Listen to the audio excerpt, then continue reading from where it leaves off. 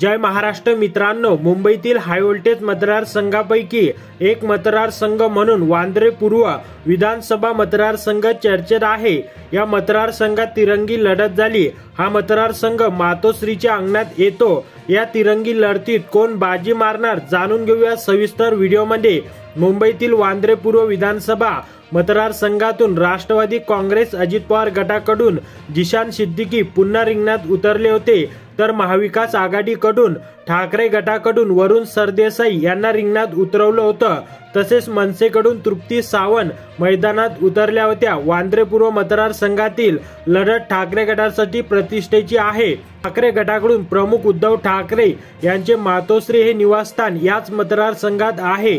त्यामुळे मातोश्रीच्या अंगणात गुलाल कोणाचा असा प्रश्न कायमच उपस्थित होत असतो।